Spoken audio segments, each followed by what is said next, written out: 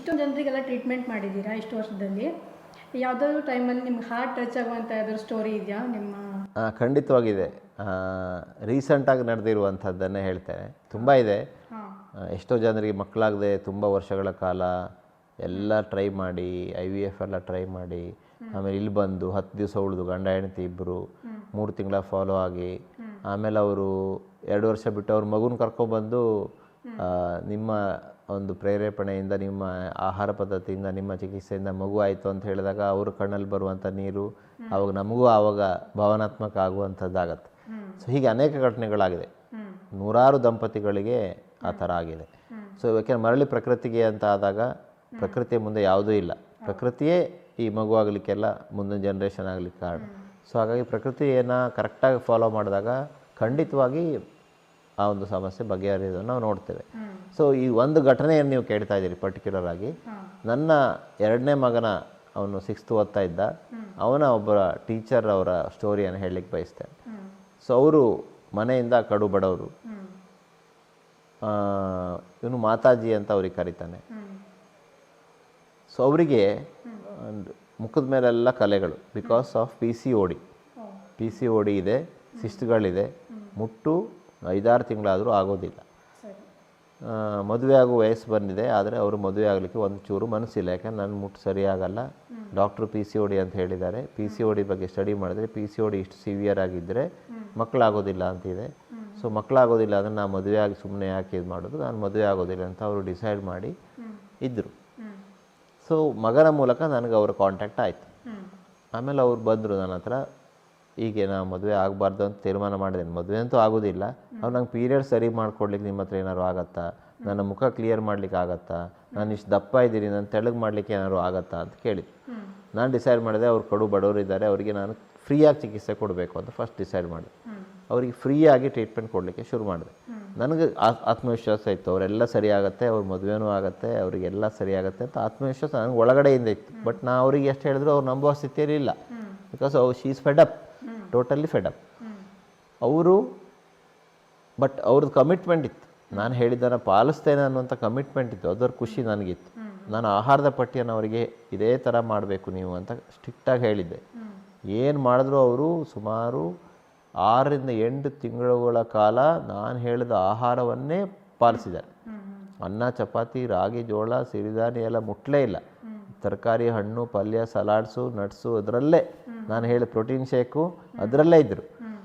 ಒಂದು ಡಯಟ್ ಕರೆಕ್ಟಾಗಿ ಫಾಲೋ ಮಾಡಿದರು. 2 ನಮ್ಮ ಹತ್ರ ಸ್ಮೂತ್ ಫ್ಲೋ, ಬಡ್ ಸೈಡು, ಶ್ರಿಂಕ್ ಪ್ಲಸ್ಸು, ಹೀಗೆಲ್ಲ ಪೀರಿಯಡ್ಸು PCOD ಕಡಿಮೆ ಮಾಡಲಿಕ್ಕೆ, ಆ ಸಿಸ್ಟ್ಗಳೆಲ್ಲ ನೀರುಗುಳ್ಳೆಗಳು ಮಾಯ ಆಗಲಿಕ್ಕೆ ಔಷಧಿಗಳಿವೆ, ಆಯುರ್ವೇದಿಕ್ ಔಷಧಿಗಳು. ಅವುಗಳನ್ನು ಕೊಡ್ತಾ ಬಂದೆ, ಚಿಕಿತ್ಸೆಗಳನ್ನು ಕೊಡ್ತಾ ಬಂದೆ. ಸೊ ಕೊಡ್ತಾ ಬಂದಾಗ ಅವರಿಗೊಂದು 3 ತಿಂಗಳಲ್ಲಿ ಪೀರಿಯಡ್ಸ್ ನಾರ್ಮಲ್ ಆಗಲಿ ಸ್ಟಾರ್ಟ್ ಆಯಿತು. ಮತ್ತೆ ಸ್ವಲ್ಪ ದಿವಸ ಬಿಟ್ಟು ಸ್ಕ್ಯಾನಿಂಗ್ ಮಾಡಿಸಿ ಅಂತ ಹೇಳಿದೆ, PCOD ಇಲ್ಲ ಅಂತ ಬಂತು. ಅವರ ಮುಖದಲ್ಲಿರುವಂತಹ ಗುಳ್ಳೆಗಳೆಲ್ಲ, ಮೊಡವೆಗಳೆಲ್ಲ ಮಾಯ ಆಗಿ ಮುಖ ಕ್ಲಿಯರ್ ಆಗ್ತಾ ಬಂತು. ಅವ್ರಿಗೆ 6 ತಿಂಗಳು ಆಗುವಾಗ ಪರ್ಫೆಕ್ಟ್ ಅಂದರೆ ಟೋಟಲಿ ಅವರು ಪರ್ಫೆಕ್ಟ್ ಆದರು. ಆಗ ನಾನು ಅವ್ರಿಗೆ ಇನ್ಸ್ಪೈರ್ ಮಾಡಲಿಕ್ಕೆ ಶುರು ಮಾಡಿದೆ, ನಿಮ್ಮ ಮನೇಲಿ ಹೇಳಿ, ನಿಮ್ಮ ಹುಡುಗರು ಹುಡುಕ್ಲಿಕ್ಕೆ ಹೇಳಿ, ನೀವು ಮದುವೆ ಆಗಿ, ಮದುವೆ ಆದರೆ ಖಂಡಿತ ನೀವು ಮಕ್ಕಳಾಗ್ತಾರೆ, ನಿಮ್ಗೇನು ಭಯ ಇದೆಯಲ್ಲ ಮಕ್ಕಳಾಗೋದಿಲ್ಲ ಅಂತ, ಅದನ್ನು ತೆಗೆದುಹಾಕಿ ಮನಸ್ಸಿಂದ. ಆಗ ಅವರಿಗೆ ಅವರು ಮನೆಯಲ್ಲಿ ಅವರು ಹುಡುಕಿದ್ರು, ಅವರಿಗೆ ಒಂದು ಒಳ್ಳೆಯ ವರ ಸಿಕ್ಕಿದ್ರು. ನಾನು ಕೂಡ ಮದುವೆಗೆ ಹೋಗಿದ್ದೆ. ಮದುವೆ ಆಯಿತು. ಮದುವೆ ಆಗಿ ಈಗ ಮೋಸ್ಟ್ಲಿ 4 ಮಂತ್ಸ್ ಆಯ್ತೇನು. ಲಾಸ್ಟ್ ಮಂತು ಫೋನ್ ಮಾಡಿ ನನಗೆ ಗುಡ್ ನ್ಯೂಸನ್ನು ಅವ್ರು ಹೇಳಿದರು, ನಾನು ಕ್ಯಾರಿಯಿಂಗ್ ಅಂತ.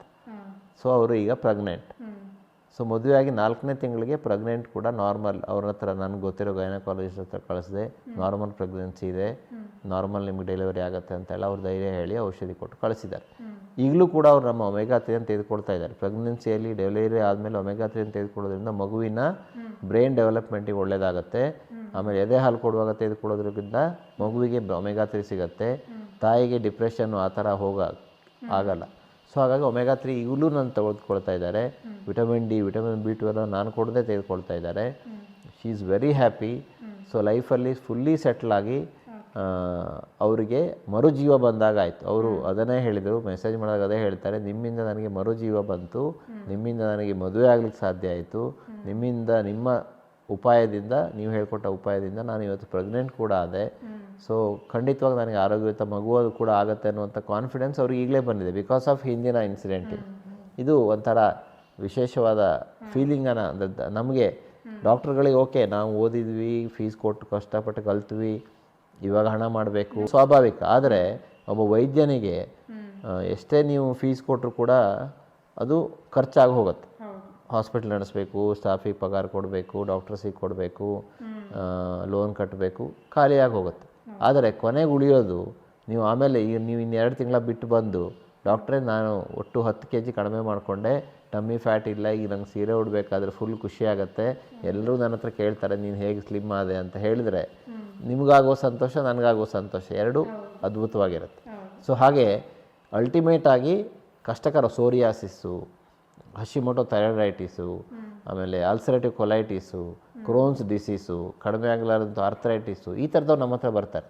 ಎಲ್ಲೂ ಕಡಿಮೆ ಆಗಲಾರದ, ಎಲ್ಲೂ ರಿಸಲ್ಟ್ ಇರೋದ, ಬರೀ ಸ್ಟೀರಾಯ್ಡ್ ಮೇಲೆ ಡಿಪೆಂಡ್ ಆಗಿರುವಂತಹ ಕೇಸಸ್ಗೆ ನಾವು ನ್ಯಾಚುರೋಪತಿ ಆಯುರ್ವೇದವನ್ನು ಕೊಟ್ಟು ಅದನ್ನು ಸಂಪೂರ್ಣವಾಗಿ ಗುಣ ಮಾಡಿದಾಗ ಸಿಗುವಂಥ ಖುಷಿ ಎಷ್ಟು ದುಡ್ಡು ಕೊಟ್ಟರು ಸಿಗೋದಿಲ್ಲ ವೈದ್ಯರಿಗೆ.